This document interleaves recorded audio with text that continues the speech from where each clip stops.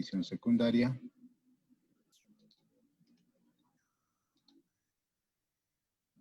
Ya están ahí. Se notan. Esto lo voy a trasladar al eje. Es un poquito de conocimiento de Excel, ¿no? Vamos a colocar un valor de eje igual a 0,10. Estoy tratando de ubicar este eje que se vaya acá.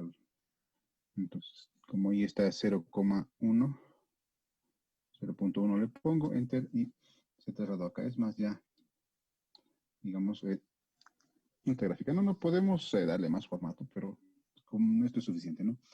Les decía, no quieres reconocer el problema del cero. Entonces, ustedes recordarán que para una lectura cero, para 0 minutos, tengo mi lectura de extensómetro me marca 500, ¿no? Nosotros ya podemos darle cualquier valor cuando hacemos el ensayo. Este extensómetro se le da un valor y en función de eso vamos leyendo lo que va disminuyendo, ¿no?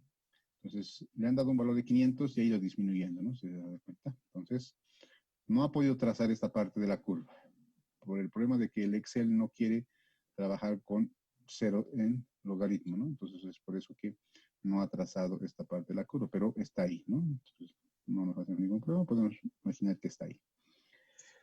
Luego, tenemos que hacer lo siguiente.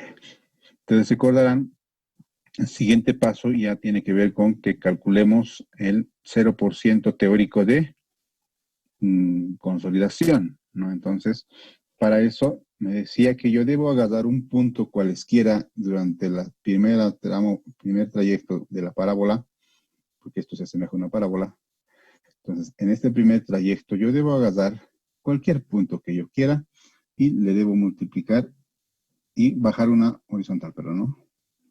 Entonces, para hacerlo más sencillo, o sea, para yo no complicarme con valores, yo voy a bajar una recta, me voy a ayudar con, lo podemos hacer con el propio Excel, ¿no? Pero para no estar demorando en colocar la recta con el Excel, vamos a colocar simplemente como una línea, ¿no? Entonces, vámonos acá, colocamos una línea. Entonces, les decía, en este trayecto de la primera parábola, yo debo de agarrar un valor al aleatorio que esté en este primer trayecto, ¿no? Antes de que cambie la curva, ¿no? Por ejemplo, este va hasta acá, por acá también sigue curva, pero inclusive hasta acá sigue la curva, ¿no? Aquí es recta, parece, y aquí empieza a cambiar, ¿no? Entonces, en este primer trayecto yo debo agarrar un valor. Entonces, voy a agarrarme este. Como me conviene a mí agarrar números enteros, entonces voy a agarrar este valor de 1 y lo voy a bajar. No necesariamente tiene que ser 1, ojo, ¿ya? No necesariamente tiene que ser 1. En un segundo voy a ocultar esta. No necesariamente tiene que ser 1. Entonces, yo a esto le voy a dar otro colorcito para que se note mejor. Entonces, yo bajo esta línea. Y me dice que esta línea se va a denominar T1, ¿se acuerdan? Entonces, esta línea le vamos a denominar T1. T minúscula 1. ¿No? Entonces, T minúscula 1 para mí va a ser igual a 1, ¿no? Y recuerdan que posterior a eso, yo debo calcular T sub 2, que es igual a 4 veces T1, ¿se acuerdan? Entonces, este T sub 2 va a ser igual a 4 veces T sub 1. Entonces, voy a denme un segundito, vamos a colocarle aquí para que se entienda, ¿no? Entonces, ¿y eso cuánto les va a dar? Entonces, como esto es 1, por eso he elegido el 1, ¿no? Como está en el tramo, me conviene usar un número entero porque yo también voy a tener un número entero a la hora de multiplicar. Entonces, ya les dije, en ese tramo no necesariamente tiene que ser 1, un valor que se encuentre en este rango con cualquier valor es igual. Entonces, tengo que multiplicar, eso va a ser 4 por 1, 4, ¿no? Entonces, ya tengo 4. Entonces, encontrar ese valor de T2 en la escala, si esto es 1, esto es 2, esto es 3 y 4, ¿no? Sobre esta línea debo de trazar, sobre T2 igual a 4, debo subir una vertical, ¿de acuerdo? Entonces voy a agarrar esta línea que le puse acá, me voy a copiar y voy a sumar, ¿no? Aquí era 1, 2, 3, perdón, 1, 2, no cometen eso, ¿no? Este es 1, este es 2, este es 3, este sería 4, ¿no? Entonces ahí es 4 para nosotros. Entonces me dice que cuando yo ya tracé esto, la intersección de este punto también voy a trazar otra línea. Entonces, para eso no me voy a hacer problema y voy a trazar una línea horizontal. Donde corta a la curva este T2, voy a agregar una horizontal, ¿no? Y también le voy a poner un colorcito diferente para que se vea, ¿no? Lo estoy haciendo con líneas delgadas para que podamos tener un poco más de precisión, ¿no?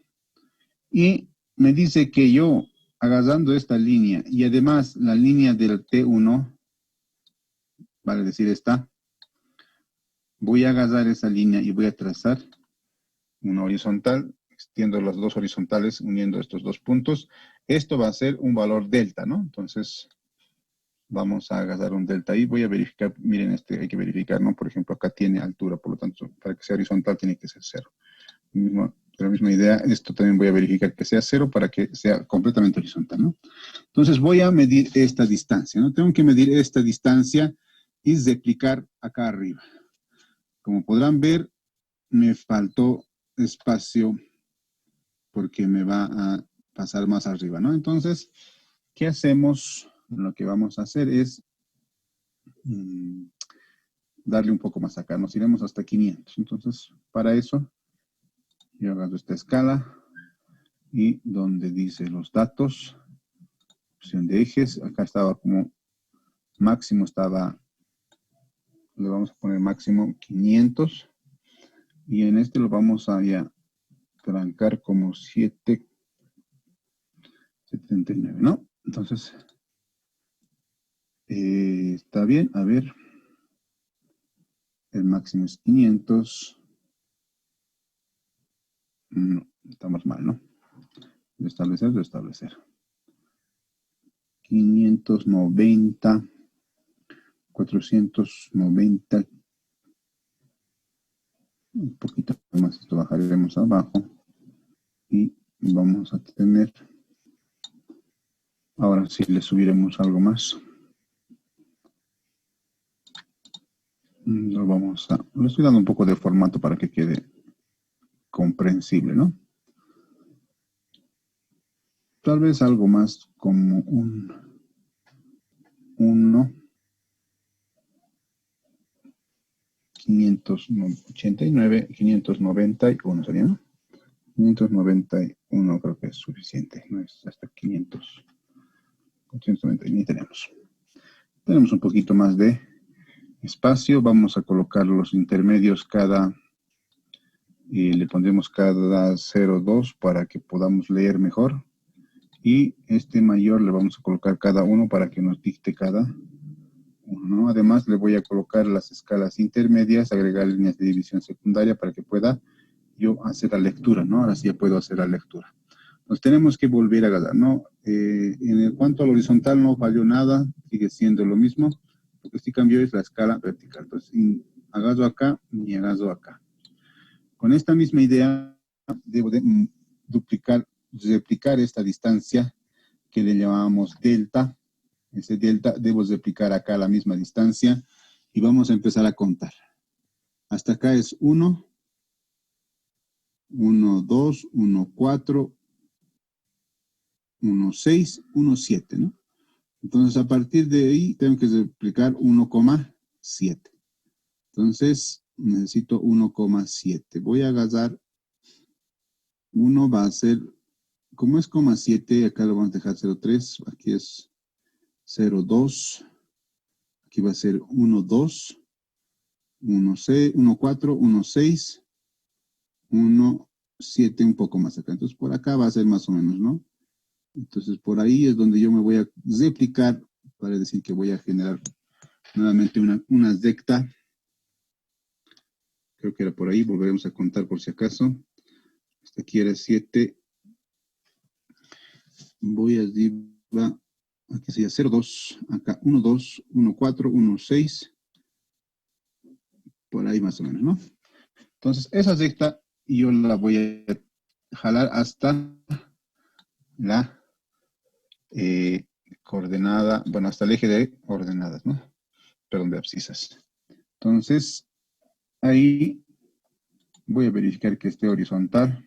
Siempre verifiquemos porque aquí a veces el Excel lo vuelve con una variación, ¿no? Entonces, ya horizontal, voy a dar una lectura acá, ¿no? Recuerdan ustedes que es mi D, 0, ¿no? D 0%. Este va a ser D 0. Y le voy a colocar aquí D 0 igual a... Entonces tenemos que leer eso. ¿Cuánto es?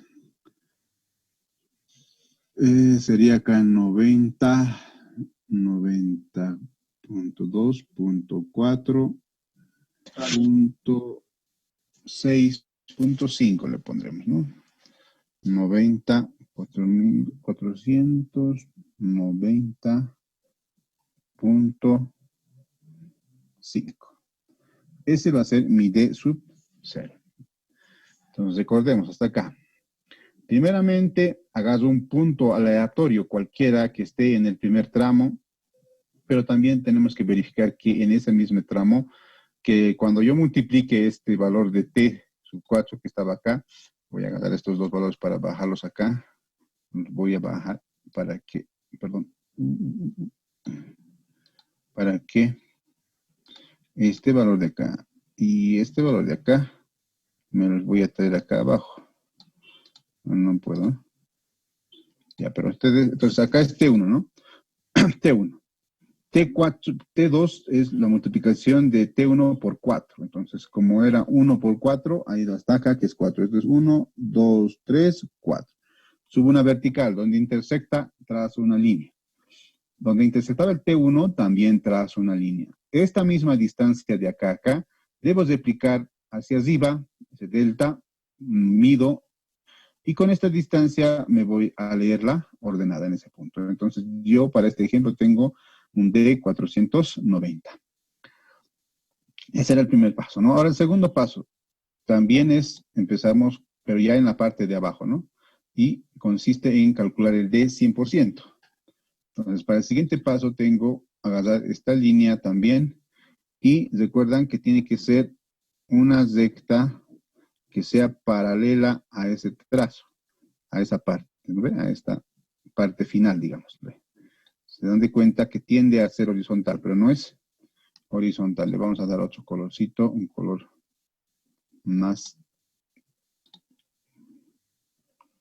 para distinguir de las otras. Le vamos a dar un lila. Y también tenemos que hacer otra paralela al sector central, ¿recuerdan? O tangente a este sector. Les decía que en ese tramo generalmente a veces se vuelve una línea o a veces es un punto nomás entre que cambia de esta curva hacia esta otra curva, ¿no? Para nuestro caso casi es una línea, ¿no? Si colocamos ahí, casi en ese sector se forma una línea. Entonces, con esta línea tangente a este punto y tangente a este otro punto, yo agarro otra línea y me voy a copiar esta de acá y trazo una horizontal, ¿no? Justo en la intersección de acá. Déjenme estirar un poco más esta línea. Y además de verificar la horizontalidad. Entonces, en esa intersección de esas dos líneas, dos tangentes, estas son tangentes, justo ahí tengo que leer D 100%. Entonces, ahí voy a poder leer D al 100%. Va a ser igual a ¿cuánto? D al 100% es 480, y recuerdan que cada uno es 0,2, entonces 480.2. Entonces ya hemos hallado estos dos. Entre estos dos, yo debo ubicar un punto como mi siguiente paso, que es el D50. Ya tengo el D0, el D100, y yo debo hallar el D50. Es medir la distancia desde acá hasta acá. Si quieren hacerlo gráficamente, medimos esta distancia de acá hasta acá. Y en la mitad de eso tengo que trazar una línea hasta donde intersecte a mi curva. Entonces, puedo hacerlo gráficamente, pero voy a demorar un poco, ¿verdad? Entonces, contar todos estos y dividir entre dos me voy a tardar. Entonces, más fácil lo voy a hacer matemáticamente. ¿Y cómo sería entonces eso? La distancia entre estos dos puntos va a ser nada más que yo le voy a restar, acá me voy a hacer un auxiliar, este es un auxiliar. A este yo les resto este valor, perdón, a 490.5 les resto 480.2 y me va a dar la distancia desde acá hasta acá, ¿no? Es 10,3. Yo tengo que encontrar la mitad, entonces eso lo voy a dividir entre, esto solo puede hacer una calculadora, solo estoy haciendo acá para ustedes para que lo vean, ¿no? Solo pueden hacer una calculadora. Entonces yo lo divido entre 2 y ya tengo esa mitad, ¿no? Pero para saber dónde está justo ubicado, en qué 400 algo, para no estar complicándome y sumándole, porque a esto tengo que sumarle 515. Entonces yo aquí nomás ya lo voy a sumar con mi Excel, ¿no? A este 480 que tengo más este 5.15, tengo este valor, ¿no? Entonces este sería el D50 y es 485.35. 485, recuerden que cada uno de estos es 0.20, 0.40, antes de eso va a estar el 0.35. Entonces yo voy a trazar una línea ahí, me voy a copiar esta de acá. Esta línea me copio. Era 400, casi 40, entre 30 y casi cerca, más cerca que a 40 que a 30, ¿no? Entonces, trazo ese D50, ¿no? Y el D50, hemos calculado que es el intermedio. Si se dan de cuenta, ya se nota que esto es la misma distancia de acá a acá que de acá a acá. Entonces, ese D50 lo calculamos y es 485,35, ¿no? Bueno, esto por si acaso no tiene unidades, desde ya, ¿no? No tiene unidades. Vale decir que la lectura en el extensómetro es una especie de relojito que vas decodiendo, así como un reloj, precisamente, ¿no? Entonces vas decodiendo conforme va a, la aguja del reloj vas decodiendo conforme va a compactándose más o consolidándose más esto, ¿no? Entonces, no tiene unidades, ¿no? Con este D50 voy a trazar una horizontal y llegar hasta donde intersecta la curva. Yo voy a bajar y me voy a bajar con otra figurita ahora, con esta de acá. Donde intersecta, voy a bajar una vertical. Y justo donde cae esa vertical, para mí se va a denominar T minúscula 50. Recuerdan que esta es la intersección de D50, ¿no? No le pusimos, le pondremos para que lo tengan cuando veamos, ¿no? Cuando se los pase esto. Esto es D50. Entonces, como para D50 va a existir un T50. Entonces, y eso tengo que leer acá también, porque todo es gráfico. Esto es 1, 2, 3, 4, 5, 6, 7, 8. Está en 8, ¿no? Sería 8. Entonces sale 8. Justo me cayó en la línea, ¿no? Esa es una coincidencia tremenda, ¿no? Podría ser un poco más, un poco menos, habría que darle decimales más, pero para mí, para mi suerte, me cayó justo en 8, ¿no? Entonces T50 es igual a 8. Recordarán ustedes que para casa grande, control C, voy a copiar la fórmula para casa grande, esta es la fórmula, ya, esa es la fórmula, voy a tratar de copiarla con imagen para que pueda reducirla un poco. Esta es la fórmula para casa grande, ¿no? Les decía que para este T50 es este valor, ¿no? Este T50 mayúscula, vamos a empezar a colocar acá nuestros datos ya obtenidos de la gráfica, ¿no? Datos. Entonces, acá tenemos que, hemos calculado ya este T50, ¿no? T50 es igual a 8. Y lo voy a volver en ecuación para que tranquilamente me pueda operar, ¿no? Entonces recuerden que esto está en minutos, ¿no? Porque esta escala estaba en minutos, porque acá está en minutos. Entonces, este T50 es 8 minutos. ¿Qué quiere decir? Que a los 8 minutos se da el 50% de la consolidación.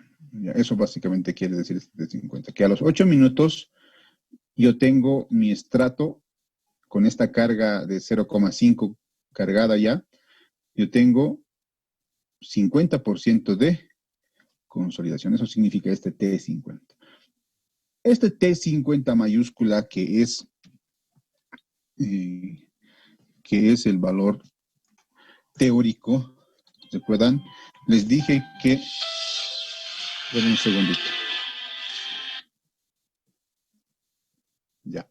Este T50 es un valor que no se modifica, ¿se acuerdan? Les dije ayer, ¿no? Es un valor teórico, por lo tanto siempre va a ser el mismo valor. Y ese valor es, denme un segundo, 0,197. 0,197. Siempre va a ser 0,197, ¿ya? Cuando usen Taylor, este T50 mayúscula siempre va a ser. Y no tiene por si acaso unidad, solamente este 50, 0,197. Nos faltaría, por favor, esos micrófonos. Es importante. Te abre a todo lo más, suelos, pertensados, hormigón. Por favor, ese micrófono. Si no hay atención, si no les interesa la clase, les dije, la clase no es obligatoria. Pueden dejar la clase si gustan. Ya. Entonces, esta HLAP les dije que es la altura en la que un estrato, perdón, nuestra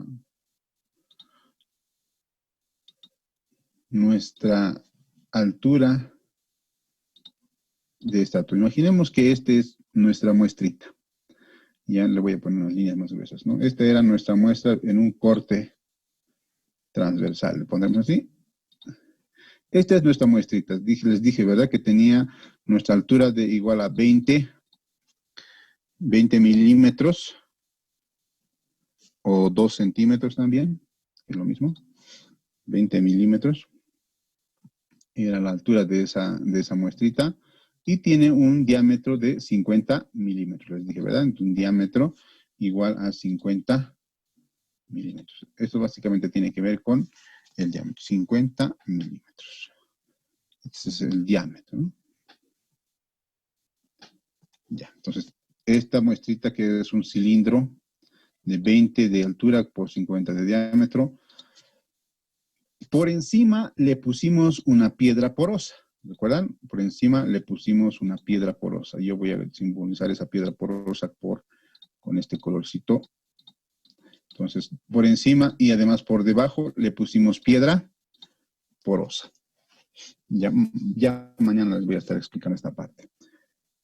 Entonces, este T quiere decir la altura, es la distancia más larga que recorre una partícula de agua para escapar del sistema. ¿Ya? Esa es la definición de ese HLAP. Voy a copiar esto acá y voy a reemplazar acá. ¿Para qué? Para darles otra idea de lo que está pasando, ¿no? Acá pondremos así con negrito. Entonces, imaginemos que estas de verde son piedras porosas. Acá también. Pero esta de acá ya es una plancha que no me deja escapar el agua. Entonces, atentos con esto. Si yo tengo este sistema, empezaremos con este sistema, la partícula más lejana, porque recuerdan que también está cerrado acá y cerrado acá por un cilindro metálico, hueco, ¿recuerdan? Entonces la muestrita no puede salir agua por acá ni por acá. Y como también tiene por acá para un caso diferente, porque ese no es, ¿verdad? Solo para que me entiendan, les estoy explicando esto. Una partícula que esté acá abajo va a recorrer toda esta distancia para escapar el agua, ¿no? Porque la única forma que escape es mediante esta piedra porosa. Entonces va a recorrer toda esta distancia para que se escape el agua de esa partícula. Entonces, esta HLAP tiene que ver con eso. ¿Qué quiere decir? Que para este sistema, nuestro HLAP va a ser igual a 20 milímetros, ¿no? ¿Por qué? Porque tiene que recoger desde acá hasta acá. La partícula que está acá tiene que coserte todo esto para escapar del sistema. Ahora, en el sistema que usamos nosotros en el ensayo de consolidación es este. Le ponemos piedra porosa abajo, piedra porosa arriba, los dos, ¿no? Entonces, y solamente por los costados es que está confinado, digamos, que no puede salir el agua. Entonces, la partícula que estaba antes aquí abajo ya no es tan lejana, ¿no? Y ahora está más cerca de la piedra porosa y ¡pum!, se escapa. Por lo tanto, las partículas que van a estar más lejos tampoco van a ser las de este otro lado, porque estas se van a ir hacia este lado. Entonces, los de los extremos no van a ser, porque rápido se salen. Los que van a estar más lejos son los del centro, si se ubican, ¿no? Los que están justo en el centro, la partícula que está en el centro, si bien puede escapar por acá o por acá, siempre va a tener que recoger la mitad, ¿no? Va a tener que recoger la mitad. Entonces, para este sistema, nuestro HLAP es igual a la mitad, ¿no? Vale decir 10. Entonces, para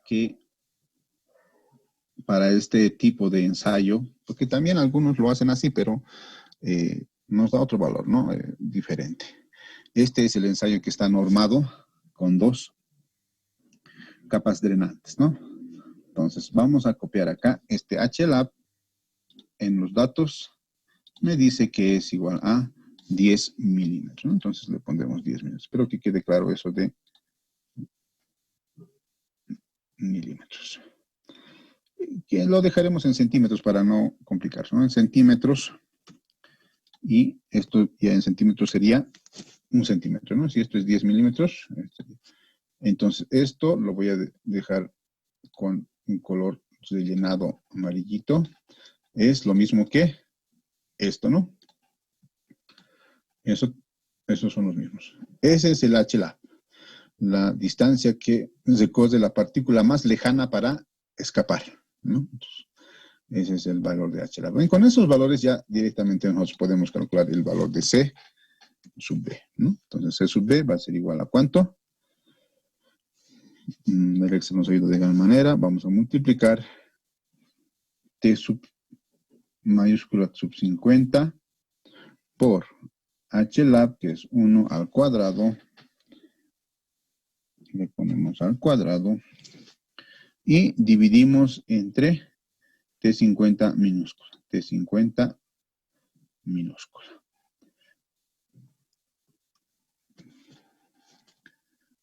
Muy bien. Este sería el valor del coeficiente de consolidación vertical por el método de Casagrande, ¿no? ¿Alguna duda, muchachos, hasta acá? Si se ubican, es solamente seguir el procedimiento de las diapositivas para que podamos obtener, ¿no? Y una vez que ya obtengamos ese valor, se tiene que hacer para todas las cargas, ¿no? La carga aplicada 0, 5, 25, 50, 1, 2, todas las cargas, las 7 cargas que voy a ir aumentando, tengo que hacer todo ese cálculo para las 7 cargas, ¿no? Pero en este caso solamente como ejemplo estamos haciendo para una de ellas, porque el procedimiento es similar para todas las cargas. ¿Alguna duda, muchachos, hasta acá?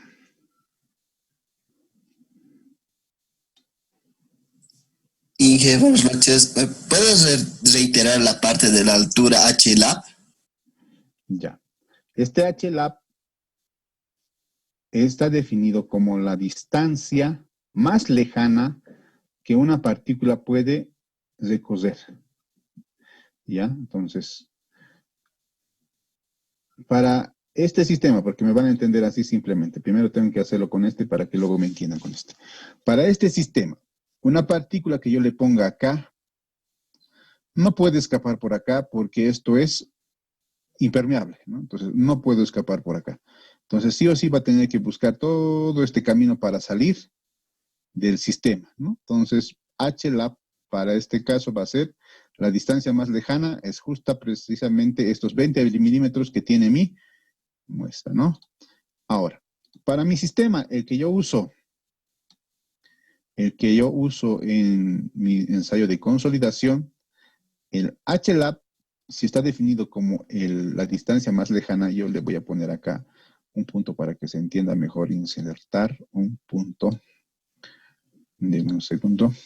Entonces, una partícula que yo tenga acá, ya, esta partícula de agua, es la que va a estar más lejos de los extremos, ¿no? Porque los extremos son los por donde se puede salir.